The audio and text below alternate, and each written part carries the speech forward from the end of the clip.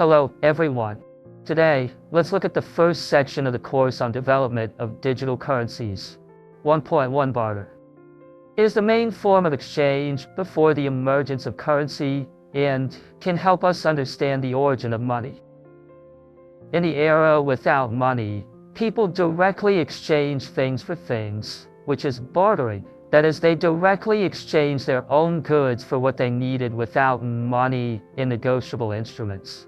Just like trading wheat for eggs. Today, we will learn about its birth, development, and the reasons why it was replaced by money. In this lesson, we will mainly cover the following topics. After learning this section, I hope you can 1. Clarify the definition and origin of barter. 2. Remember its 3 development stages and illustrate its features with examples. 3. Understand the reasons for its insufficiency and its role in promoting the emergence of currency. 4. Explain its role in human economic development. First, let's clarify the definition and origin of barter. Barter is a form of exchange where goods are exchanged directly for the needed items, without using money or negotiable instruments. For example, 3 apples are exchanged for 1 pen. It is the typical bartering. It originated from primitive society. With the improvement of productivity, surplus products appeared. Barter came into being in order to meet people's different needs. Its appearance is an important step in the development of human economy. What are the development stages of bartering? Let's take a look. Barter is mainly divided into 3 stages: primitive stage, expansion stage, and transition stage. In the primitive stage, the items exchanged in barter are mainly subsistence necessities. For example, food, tools, etc. There is no fixed trading time and place. The volume of exchange is also based on intuition. For example, 3 wild fruits may be exchanged for 1 piece of meat or 2. In the expansion stage, the number of exchangeable items has increased and it was no longer limited to basic subsistence necessities. The range of exchange has been extended to different tribes and regions, thus promoting a wider circulation of goods. At this time, a market appeared and a conventional exchange ratio was formed, such as 1 linen shirt equals 2.5 kg of millet. In a transitional stage, exchanges have become increasingly frequent, and there were situations where multiple exchanges are needed to meet the demand. Meanwhile, in order to facilitate exchange, people began to use general equivalent, that is, a general item recognized by everyone that could be used for exchange, such as shells, cattle and sheep, grain, etc., to assist exchange.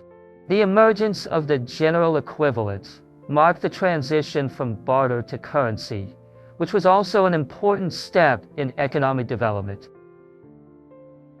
What are the features of bartering? Let's explore together now. It mainly has the following 4 features. 1. Directly exchange things without money as a medium. For example, 3 apples are exchanged for 1 pen, directly completing the exchange of items. 2. Double coincidence of wants. When bartering, both parties must happen to need each other's items. For example, A has wheat and wants to exchange eggs, and B has eggs and just needs wheat so that the exchange can be achieved. 3. Value is based on intuition, and there is no unified measurement standard.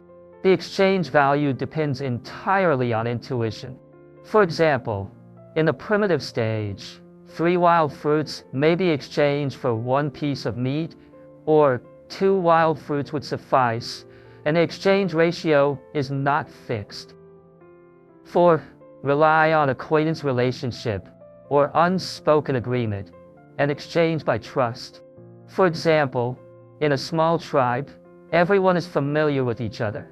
While exchanging goods, there is no need for complicated contracts, and the exchange can be completed by trust. So, what are the limitations of bartering? Let's continue our exploration. There are 4 main limitations as follows. 1. Hard to find exchange partner. It's difficult to find someone who just needs their goods. For example, you have wheat and want to exchange an axe, but the person holding the axe doesn't need wheat, which makes the exchange difficult to achieve. 2. Unclear value. There is no uniform value measurement standard for barter, and the exchange ratio is easy to lead to disputes. For example, different people have different opinions on whether it is reasonable to exchange 3 apples for 1 pen, which is easy to cause contradictions. 3. Hard to carry the goods. The transportation of large items is inconvenient. Items such as large farm tools are very difficult to carry, which limits the range and efficiency of exchange. 4. Hard to reserve. The items are easily damaged, and it's difficult to accumulate wealth. For example, perishable items such as fruits will lose their value after being kept for a period of time, which is not conducive to the preservation of wealth. Let's move to the historical significance of bartering. 1. Promote the first division of labor in collaboration and improve productivity. For example, different people focus on the production activities they are good at and then meet various needs through exchange. 2. Promote the flow of goods and regional exchanges and exchange characteristic goods from different regions, thus strengthening the ties between regions. 3. Promote the invention of currency. Because of the trouble of exchange, such as hard to find exchange partner and unclear value, people later invented currency.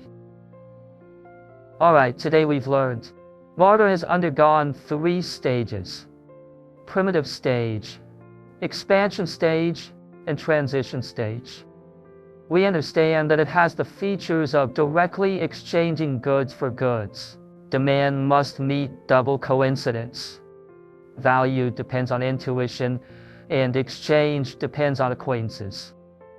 As well as many exchange limitations, such as hard to find a proper exchange partner, unclear value, hard to carry the goods, and hard to reserve the goods.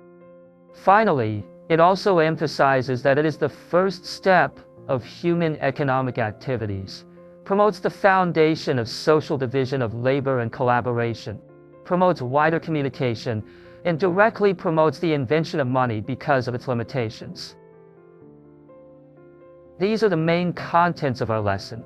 Have you understood? Alright, today's lesson ends here. Please finish the exercises. See you next time.